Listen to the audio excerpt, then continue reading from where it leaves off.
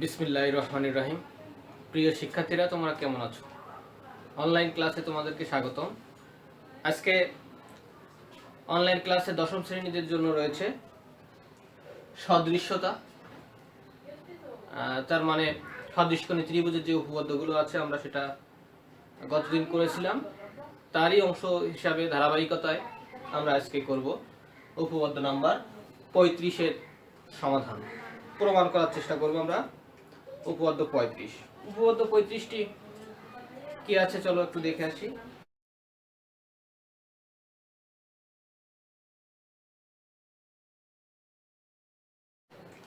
এখানে বলছে দুটি সদৃশ ত্রিভুজের ক্ষেত্রফল দ্বয়ের অনুপাত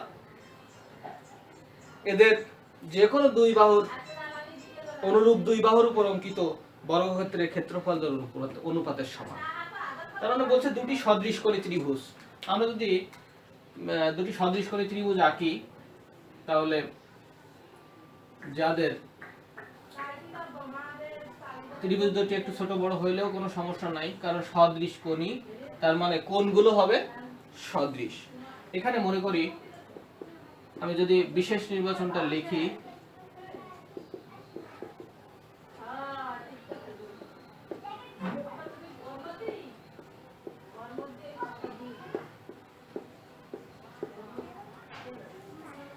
বিশেষ নির্বাচন এখানে মনে করি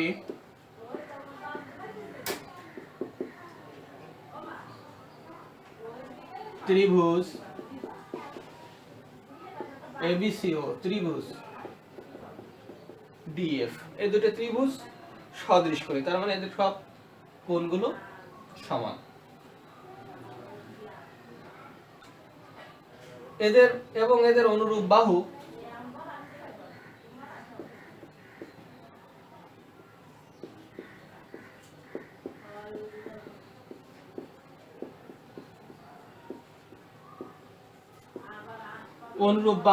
মনে করি বিসি ও ইএফ, মানে এই বাহু আর এই বাহু অনুরূপ, আর এদের এই কোণ এই কোণের সমান, এই কোণ এই কোণের সমান, এই কোণ এই কোণের সমান বলা আছে। এটা দ্বারা মনে করি ত্রিভুজ এবিসি এবং ত্রিভুজ ডিএফ সদৃশকোণী, লেখাটা এখানে মিস্টেক হয়ে গেছে, সদৃশকোণী, এবং এদের অনুরূপ বাহু বিসি ও ইএফ। প্রমাণ করতে হবে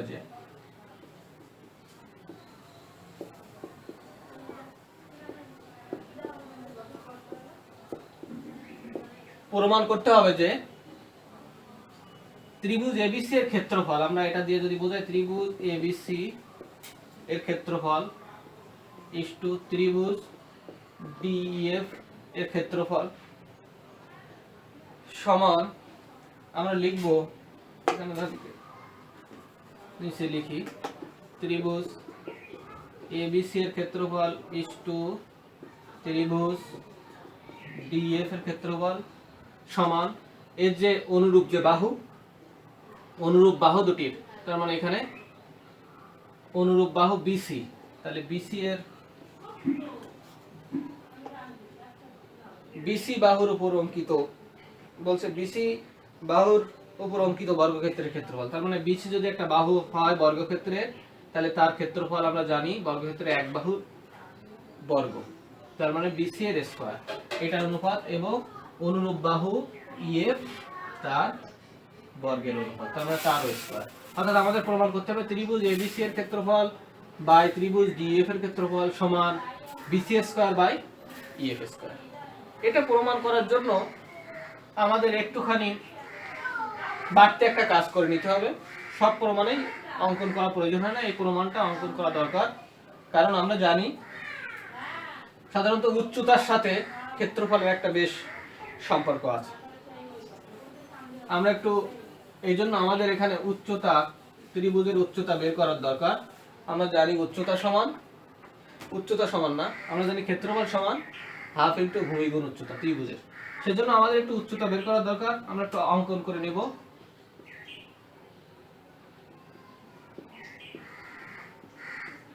অঙ্কন, আমরা এই বিসি এর উপর এ হতে লম্ব আঁকবো, বিজি লম্ব। বিসি এর উপর এ হতে বিজি লম্ব আঁকি, এবং ইএফ হতে ইএফ এর উপর ডি হতে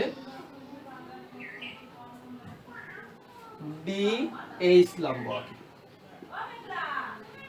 তাহলে এ হতে বিসি এর উপর যে এজি লম্ব, এবং ডি হতে ইএফ এর উপর ডিএইচ লম্ব আঁকি। মনে করি এটা আমরা নাম দিয়ে দিই শর্ট নেম, এটা হলো এইচ আর এটা হলো পি, অর্থাৎ এজি সমান এইচ আর ডিএইচ সমান পি। আমরা এবার একটু দেখি কি আঁকছি, তাহলে সেই অঙ্কনের কথা এটা একটু লিখতে হবে। বিসি ও ইএফ এর উপর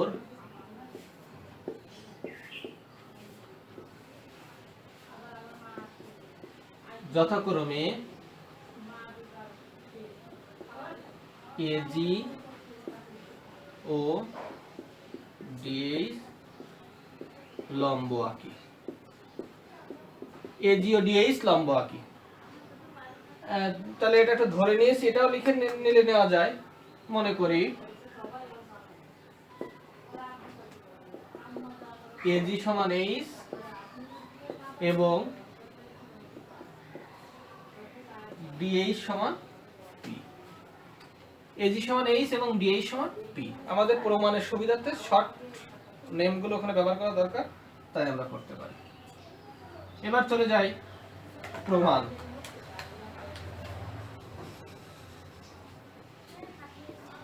প্রমাণ দেখো, প্রমাণ যদি প্রথম 1 নাম্বার ধাপ দিয়ে শুরু করি, প্রমাণ 1 নাম্বার ধাপ নাম্বার 1,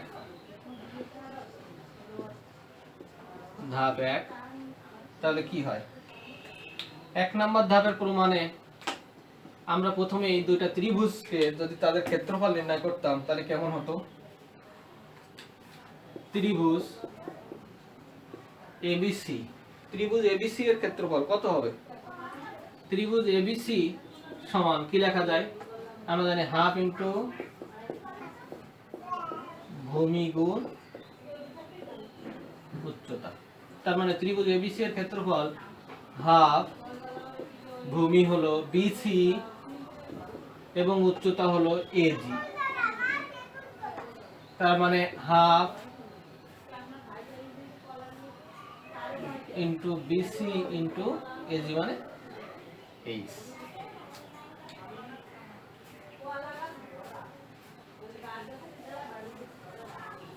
আবার একইভাবে যদি ত্রিভুজ ডিইএফ, ত্রিভুজ ডিইএফ এর ক্ষেত্রফল নির্ণয় করতাম, তাহলে এটা হতো হাফ ভূমি ইএফ এবং উচ্চতা ডিএইচ, তার মানে পি। আমি একবারেই লিখলাম। এখন আমাদের বের করতে বলছে এটা বা এটা, অর্থাৎ এবিসি ইজ টু ডিএফ, তার মানে এবিসি বাই ডিএফ। এখন এবিসি বাই ডিএফ বের করলে এ একটা পেলাম, এটা হলো ত্রিভুজ এবিসি এটা, এবং ডিএফ এটা। এই দুটো যদি আমরা অনুপাত করি, তার মানে অনুপাত মানে ভাগ আকারে যদি লিখি, তাহলে কেমন হবে? ত্রিভুজ, এটা একটু মনে রেখো। এখন ত্রিভুজ এবিসি বাই ত্রিভুজ ডিএফ এটা সমান এবিসি বাই ডিএফ কি লিখতে পারি? এবিসি কি ছিল? হাফ গুণ বিসি গুণ এইচ, আর ডিএফ ছিল হাফ গুণ ইএফ গুণ পি। এটা এখন যদি এই হাফ আর হাফ কেটে যায়, দুটো বাদ হয়ে যায় দুটো, তাহলে এখানে কি থাকে? এখানে থাকে বিসি বাই ইএফ গুণ এইচ বাই পি। আমরা এরকম করে আলাদা করে লিখে দিতে পারি। তার মানে আমরা এটা 1 নাম্বার ধাপ থেকে আমরা পেয়েছি ত্রিভুজ এবিসি বাই ত্রিভুজ ডিএফ সমান BC by EF into H by P. এবার আমাদের বের করতে হবে, আসলে বের করা দরকার হলো বিসি স্কয়ার বাই ইএফ এর স্কয়ার। তো বিসি এর স্কয়ার বের করতে গেলে নিশ্চয়ই এখানে এইচ বাই পি এর স্কয়ার যদি বিসি বাই ইএফ লিখতে পারি, তাহলে আমরা এটা বের করতে পারবো। আমরা একটু এজন্য এটা করার জন্য আমরা আরেকটু কাজ করে নিই। আমাদের আরেক ধরনের ত্রিভুজ এখানে উৎপন্ন হয়েছে। দেখো, যদি এই ত্রিভুজটা নিয়ে বিবেচনা করি, এটা একটা সমকোণী ত্রিভুজ, আবার এটাও একটা সমকোণী ত্রিভুজ। 2 নম্বর ধাপে আমরা করতে পারি। এটা এখন এ পর্যন্তই থাক, তোমরা খাতায় লিখে রাখো। এরপর 2 নম্বর ধাপ লক্ষ্য করো।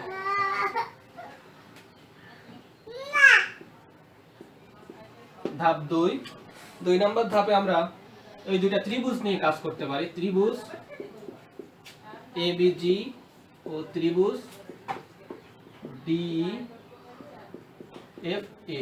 এই ত্রিভুজের মধ্যে কি কি মিল রয়েছে আমরা একটু দেখি।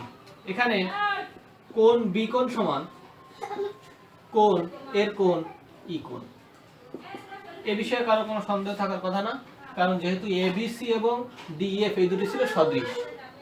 সদৃশ ত্রিভুজ যদি হয় তাহলে এর নিশ্চয় কোণগুলো সমান হবে।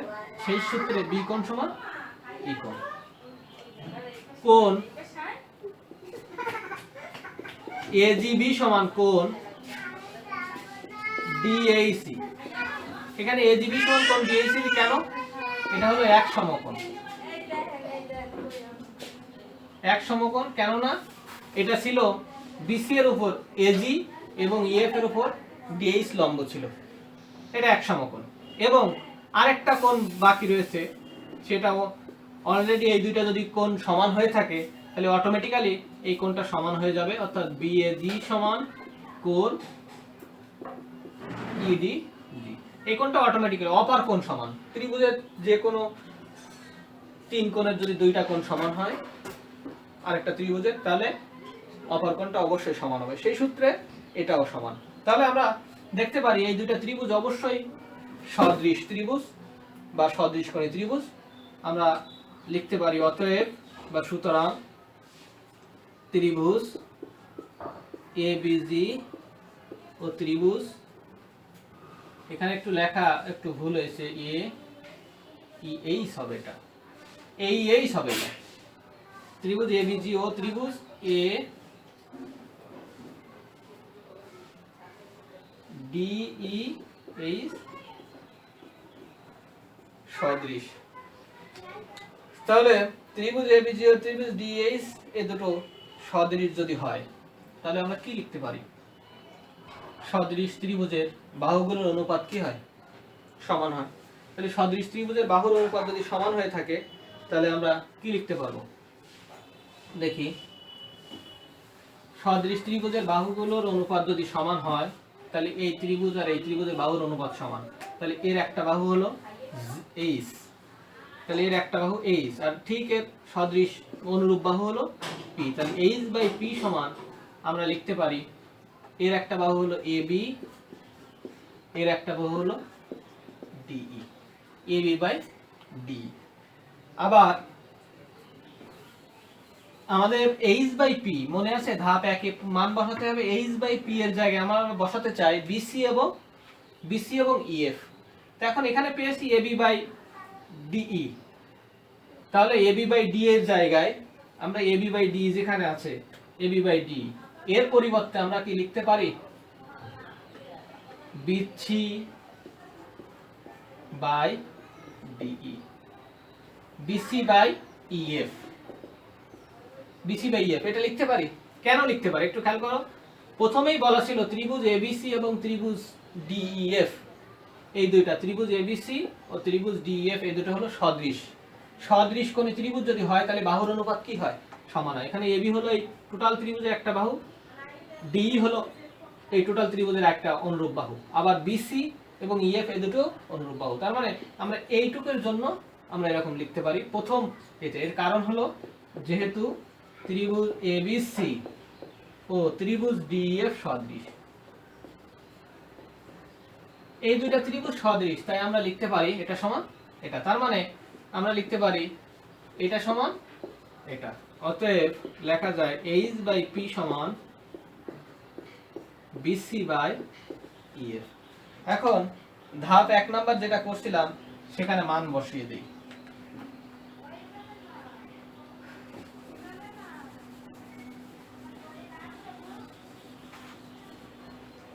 ধাপ 3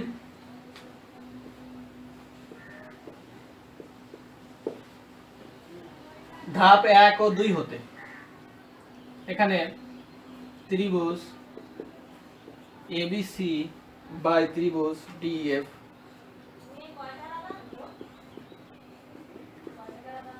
এটা সমান ধাপ 1 এ ছিল বিসি বাই ইএফ গুণ এইচ বাই পি সমান, এখন বলে লিখি বিসি বাই ইএফ গুণ এইচ বাই পি। এটা কত থেকে পেয়েছি? ধাপ 2 থেকে। তাহলে এটা কত পেয়েছি? BC by EF. তাহলে এটা কত নাম্বার থেকে পেলাম? ধাপ 2 থেকে পেলাম আমরা বিসি বাই ইএফ। আমরা এখানে তাহলে সাইড নোটে যদি একটু তোমাদের মনে করার জন্য লিখি, এটা পেয়েছি কত থেকে? ধাপ 1 ও 2 হতে। আমরা ধাপ 1 ও 2 হতে পেয়েছি এটা। তাহলে এখন এটা কত হয়? বিসি গুণ বিসি মানে বিসি স্কয়ার বাই ইএফ তার স্কয়ার। এই পাশে থাকলো ত্রিভুজ এবিসি বাই ত্রিভুজ ডিএফ। অতএব আমরা লিখতে পারি ত্রিভুজ এবিসি এর ক্ষেত্রফল h2 ত্রিভুজ ডিএফ এর ক্ষেত্রফল সমান এর অনুরূপ এক বাহুর বর্গের ক্ষেত্রফল h2 অনুরূপ বাহুর বর্গের ক্ষেত্রফল। আমাদের এটা প্রমাণ হয়ে গেল। এইভাবে আমরা এ সংক্রান্ত অঙ্কগুলো সমাধান করতে পারি। তোমরা এই ধরনের অঙ্ক আছে উপপাদ্য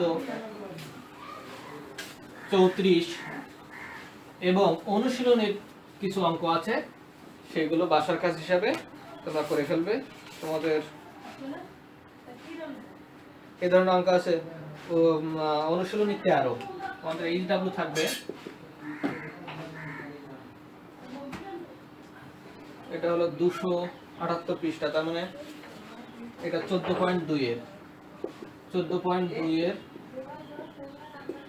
অনুশীলনী 14.2 এর অনুশীলনী 13 12 এবং 13 তোমরা এইগুলো খুব সুন্দর করে বাসায় প্র্যাকটিস করবে। তোমাদের সকলকে ধন্যবাদ। আল্লাহ হাফেজ।